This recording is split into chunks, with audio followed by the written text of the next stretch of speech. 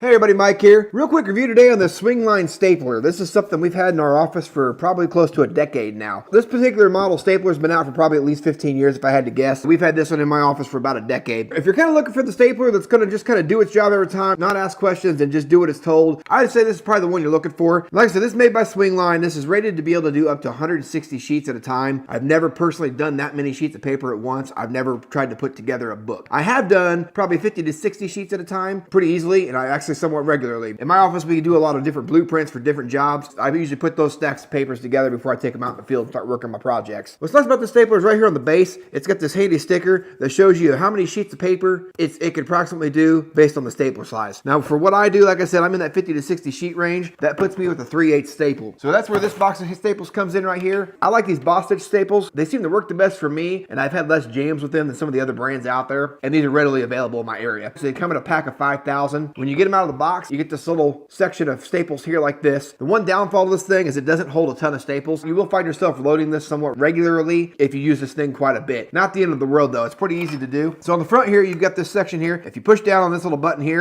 and push open, that clears your jams if you were to get one, and then you just push that back up and lock it. To load your staples, it goes from the rear. Just pull up like so, that cartridge comes out, and there's what I got left in my staples. This little bitty section of staples here will not allow me to put another section, so I got to run this down almost all the way out before I'm allowed to put this section here in. Put that back in here in the chamber like so. That thing's back loaded, ready to go. I got some paper right here I found in the shop laying around. There's 15 pages here. I went ahead and just doubled it up to kind of show you what 30 pages looks like. Now, if you need this staple to go not just on the edge, you can adjust this thing back as well, depending on where you want your staple to land. That'll go from basically right up on top of it to all the way back, it looks like 2.5 inches. I'm just gonna run a couple staples here like so, right down the edge.